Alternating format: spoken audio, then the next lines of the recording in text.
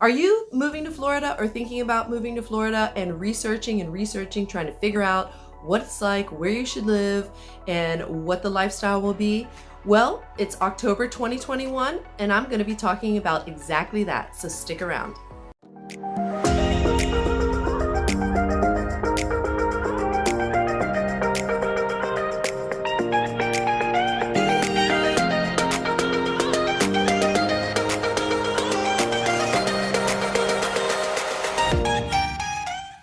What's up, everybody? It's April Laura, your Florida realtor, and it's October 2021, and that's what I'm going to be talking about today, what it's like to live here. There's a slight change in the air, not as drastic as in other states, but that's Florida.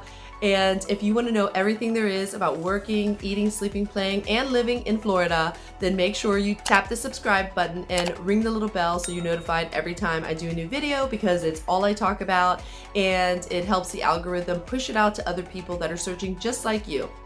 My team and I specialize in relocation, and if you have any questions, if you want to give me a call, send me a text, shoot me an email, I am available for you. I actually have a calendar link below which links to my Zoom, so we can book a call very quickly and easily. So don't hesitate to reach out, because I'm a licensed real estate agent and I can not only tell you all about the great things and the not so great things about Florida, but I can also help you find the perfect home. The weather has just changed and it feels pretty good. We just had our first cold front come through on Sunday. Now, the term cold front tends to have a very different meaning in Florida. It basically means we can put another log on the video fireplace on our TV screens. It's still warm during the day, but in the 70s in the evenings and in the early mornings. It's been in the mid to high 80s in the daytime, so still quite hot, but it's so nice to end your day with a cool breeze or wake up to a non-humid, slightly cool morning. I absolutely love it. I've been going for runs on the beach and enjoying the sunrise. We have also noticed it in using our air condition inside our homes. I've noticed that in the summertime, I usually have my air conditioner set at 71 to go to sleep in the evenings. I'm now putting my thermostat at 73 just because of the slight change in the weather. Soon I'll be setting it even higher and we'll all be saving a little bit on our electric bills. This is great because I was just reading an article this morning stating that a harsh northeast winter is probably going to push natural gas prices up to 50% higher than normal. So not only do we have beautiful weather, great beaches, no state income tax, but guess what? We pretty much don't have to heat our homes in the winter. We usually open our windows and let the cool, fresh breeze flow through and air out our homes. Now, the winter green markets are starting up again in October. They're on Saturday mornings, and these are open air marketplaces located in almost every city in Palm Beach County.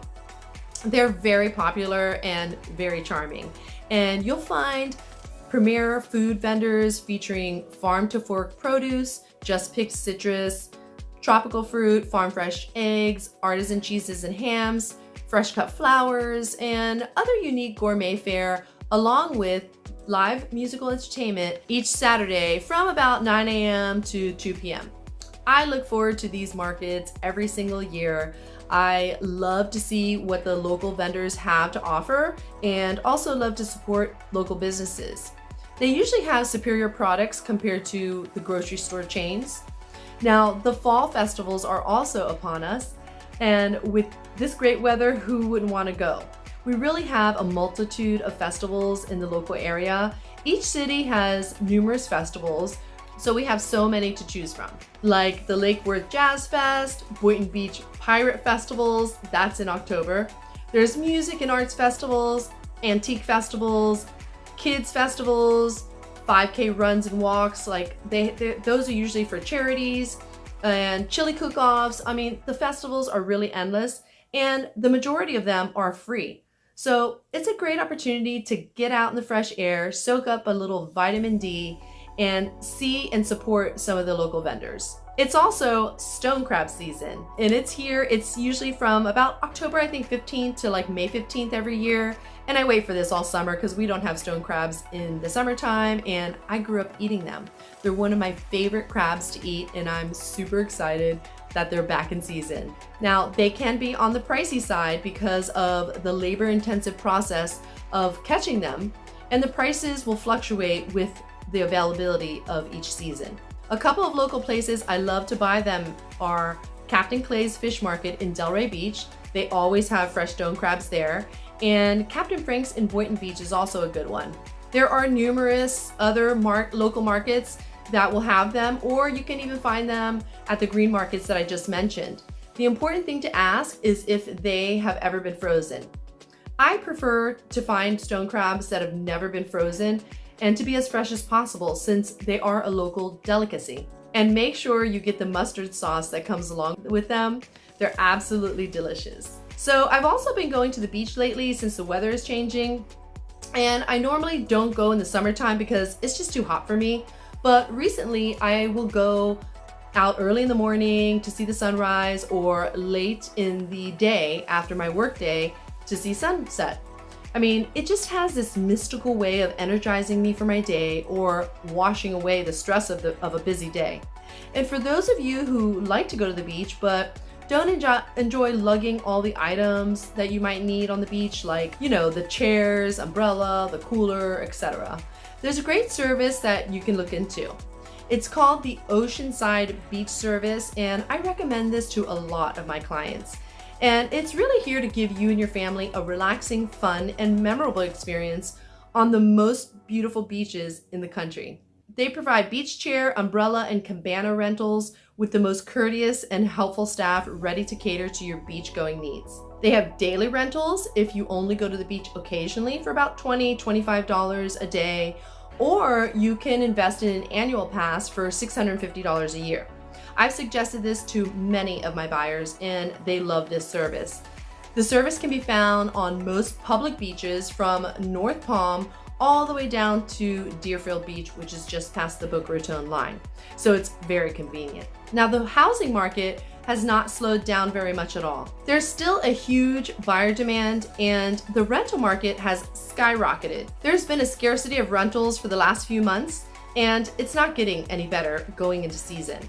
Rentals can be even harder to find than homes for sale. I recently helped one of my buyers find a rental. He was coming down from New York, and he really didn't want to go through the pressure and the hassle of finding a house while in New York and remotely. So he decided to rent something to give himself a bit more time to shop around. I found him the perfect rental, submitted an offer, and the offer was accepted.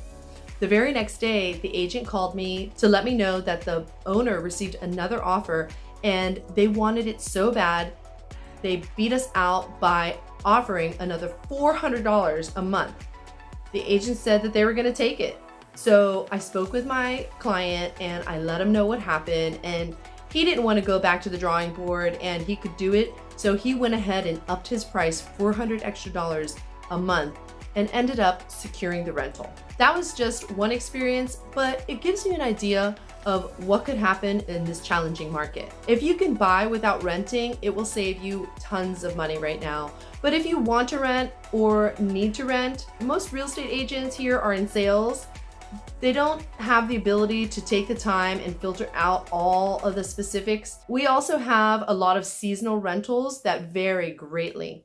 That makes it very challenging to place somebody in a rental. You might want to check out hotpads.com. Some of my buyers are having great luck with that website, or VRBO or Airbnb. Another trick is to Google apartment complexes in the area.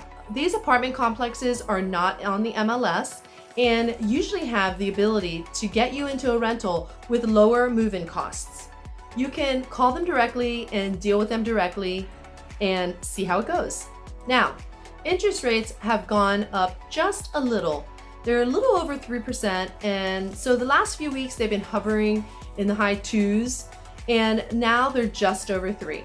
Now, I know everybody wants a low interest rate, of course. I mean, that's part of the buyer demand right now.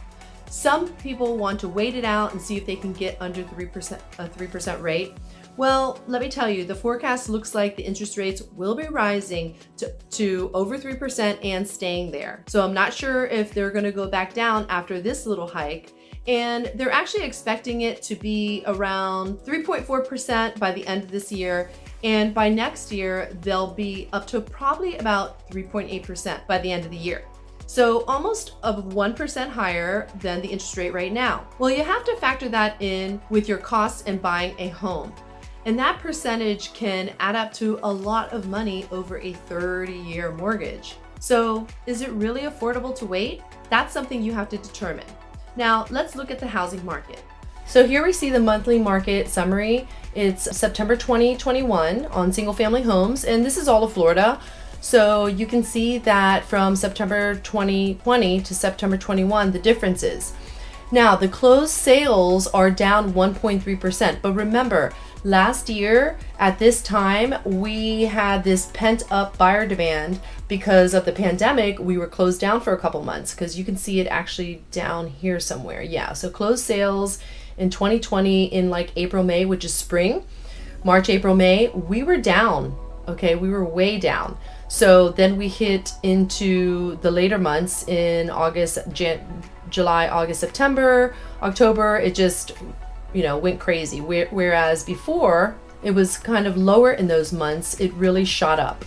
So because of that, we're just slightly under.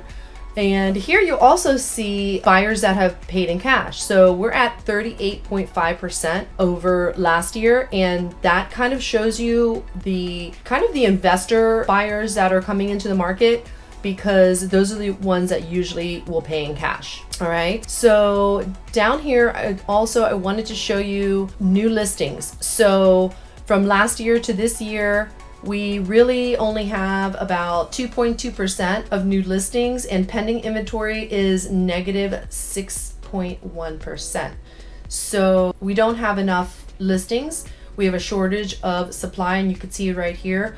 Months of supply of inventory. Last year we had 2.2 months of supply, which is very low. And this year we have 1.3 months of inventory. This is really, really low. And this is what we're dealing with and have been dealing with for a really long time. So also I kind of wanted to show you the kind of foreclosure short sale graph, because I know everybody always wants to find a deal. I would love to find deals in real estate. We haven't had that in so long. And this graph shows you that year over year. Let's see. I mean, these are from 2017 to 2021. The green, this light green, and then the light blue, which you can't even see, is short sales and foreclosures. So basically coming into 2021, there's like barely any. Really, there's barely any foreclosures, and you'll see right here it's negative 59, almost 60%. Short sales are under, almost 31%. So the deals are not really there, and the months of inventory is still exceedingly low, driving prices up, and it continues to be a seller's market. So if you have any more questions, or you want to know about a specific area, or you just want to reach out and talk to somebody who's here, living here, boots on the ground, make sure you give me a call, send me a text, shoot me an email, somehow get in touch with me, because like I said, my team and I specialize in helping people relocate every single day, and we'd love to help you as well. And until next video, I'll catch you later.